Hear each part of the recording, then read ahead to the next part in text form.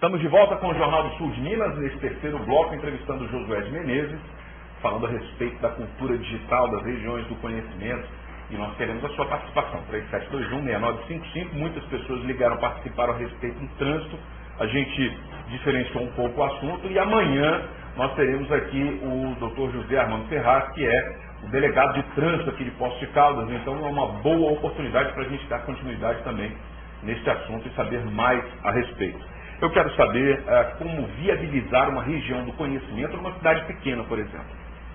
Olha, esse assunto tem que trabalhar com a articulação das bases, das pessoas, dar o zoom aonde você tem cases de sucesso. Aquilo que a gente estava conversando, que realmente ainda é muito tímido, né? Você vê muito tímido no Brasil. Da cidade verde, é outra coisa. É outro conceito, mas assim, mas está interligado. Quando você trabalha é muito tímido ainda, aqui no Brasil, né, o que pode ser feito com relação a essa transformação social. É muito tímido. Para isto acontecer, precisaria que a sociedade como um todo, ela interagisse mais, marcasse mais presença junto à classe política. Agora, uma vez que a sociedade chegue mais próximo à classe política, isso não faz com que o político fique meio com um pouco de sombra da presença da sociedade mais marcante, isso e afasta um pouco assim, o interesse político para que tudo isso possa acontecer? Olha, os políticos aqui no Brasil, a política do Brasil, ela está realmente precisando passar por uma transformação muito grande, porque os políticos, as pessoas que ocupam lugares de autoridade, de comando, elas estão precisando realmente acordar para essa nova realidade que já está acontecendo. Né, e realmente cumprir o papel de fomentar essa cultura, a cultura digital, de uma maneira adequada, para realmente transformar a vida das pessoas nos bairros, da sua rua, da sua região, e usar essas ferramentas da nova web, né, da interatividade, da convergência digital, de uma maneira adequada. Então, realmente, é uma oportunidade muito grande para os gestores públicos poderem trabalhar, assim, fomentar e induzir a nova economia, a economia criativa. Não ter medo de ceder o lugar para que eles estão mais bem preparados, né? E como dar um start nisso? Nós que somos sociedade, cidadãos, como dar esse start para que os governos, as prefeituras consigam enxergar isso que você está contando aqui para a gente? Porque eu ainda vejo muito tópico. Eu acho assim, a teoria é fantástica, nós debatimos isso aqui no intervalo, acho que a gente tem que trabalhar para frente, para o futuro, para os nossos filhos.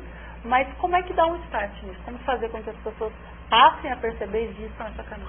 Olha, eu vejo assim que é conveniente que exista um planejamento, um plano de fomento e de indução da cultura digital. Exista, assim, por exemplo, uma agenda, né, onde o poder público possa implementar uma agenda de fomento da inovação e dar um enfoque grande para questões de tecnologias sustentáveis, por exemplo, nos bairros e nas cidades, né? Vamos dizer, na rua, e valorizar iniciativas de sustentabilidade. Nós vemos hoje, por exemplo, alguns em nível nacional, né? Por exemplo, a CBN tem um trabalho muito grande que fala de tecnologias sustentáveis nas cidades. Então hoje existem cases, né, de tecnologias que podem ser aplicadas na comunidade, né, e minimizando energia, minimizando, assim, uma série de recursos, né, e trazendo inclusive renda, né, para aquela comunidade. Emprego, né? Emprego qualificado, inclusive, né, emprego qualificado. Nós estamos falando de inovação e sustentabilidade. Então é possível sim você dar um zoom em cases, né, de sucesso, né, que já existem muitos, né, já existe, e trazer isso para uma região, para uma cidade, e vivenciar essa experiência de uma maneira mais intensa. Dentro da nossa realidade aqui, por exemplo, em Poços de Caldas, que é uma cidade que Poços de Caldas remete à água, remete ao turismo. E aí, como fazer essa integração, por exemplo, com essa sua proposta, e o caso de Poços de Caldas, rede hoteleira, tem aqui, desde esse ano que voltou à atividade o Bureau, o Convention Bureau, então tem a rede hoteleira, o Convention Bureau, tem o poder público, como integrar e promover através da cultura digital essa disseminação de água e de turismo, por exemplo? Então, isso que você falou é um assunto muito, é um valor, é que as pessoas não têm ideia, assim, o valor que tem isso. Porque você vê os grandes centros urbanos hoje, a qualidade de vida como que está. E você, usando as ferramentas de uma maneira adequada, as ferramentas colaborativas, as ferramentas de rede, né, de relacionamento, você pode fazer uma linha direta com os mercados emissores de turismo. Você tem condições de criar canais, vias de relacionamento direto com os mercados emissores. Por exemplo, São Paulo, Campinas, Ribeirão Preto e mesmo fora do país. E você dá um zoom da qualidade dessas águas e cria-se programas, né, de fomento usando a economia criativa de receptivo. Né? Você cria, por exemplo, é possível criar agendas, né, de capacitação, você prepara melhor o receptivo, né, em alinhamento com os mercados emissores. Então são projetos, são programas muito efetivos e os resultados são muito rápidos. Basta ter uma vontade política de trabalhar, de fazer um planejamento estratégico, porque um dos grandes assim, mudanças de paradigmas, né, é com relação ao planejamento estratégico do uso dessas ferramentas. E é uma coisa assim, tem que aprender na realidade, nós assim, estamos vendo uma mudança de cultura, que é o rompimento de valores, né, que são valores que já não funcionam mais. A gente tem que aprender a pensar 2.0, pensar colaborativamente. Toda essa cultura digital, ela se dá com uma inteligência, tem um termo, né, que é crowdsourcing, né, a sabedoria das multidões, crowd, multidão, sourcing, fonte, a fonte das multidões, que é essa sabedoria de como você usar as redes sociais, essa sabedoria de uma maneira que gere valor. Né? E essa cultura, ela é colaborativa. A cultura de inovação não é uma cultura que você tem uma verticalidade, vamos dizer, é uma horizontalidade. Você constrói o conhecimento com a comunidade. Então essa é a grande mudança de paradigmas. Agora, como poderia acontecer, no caso do desenvolvimento e o planejamento regional? Porque normalmente, você fala em região, você tem várias cidades numa mesma região. Digamos, por exemplo, Poços de Caldas. Com Poços de Caldas, nós temos aqui várias cidades na periferia.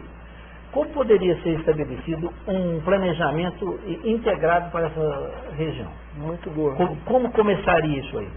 Seria através de um deputado, seria através do prefeito, ou dos prefeitos, da classe política, da sociedade em geral? Como faria? Nossa, muito boa essa pergunta, muito. Porque você vê, por exemplo, a água, né, quando você identifica, quando você planeja estrategicamente, você identifica os eixos de desenvolvimento. Então, desculpa te interromper, ainda dentro desse assunto do turismo, por exemplo, ela tem aqui o Circuito Caminhos Gerais, então, que envolve diversas cidades, por exemplo, né, que tem uma integração também a ser desenvolvida num sentido mais próximo, mais estreito.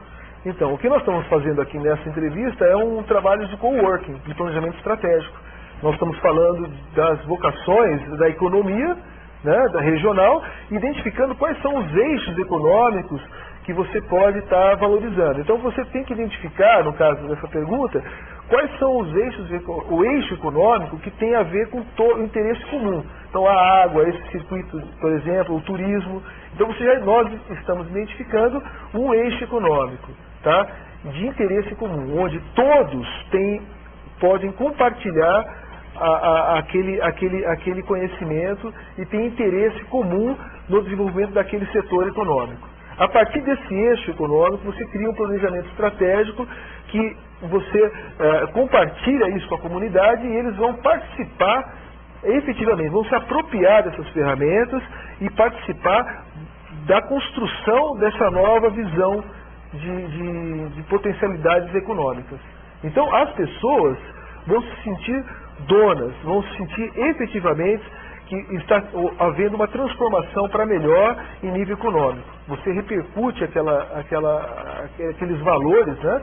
Você cria produtos, por exemplo, ligado à água, por exemplo, você tem a questão da saúde, por exemplo, né? O turismo de saúde, onde você tem uma série de elementos aí que você pode ter desdobramentos em nível econômico, identificando o eixo econômico da água e da sustentabilidade.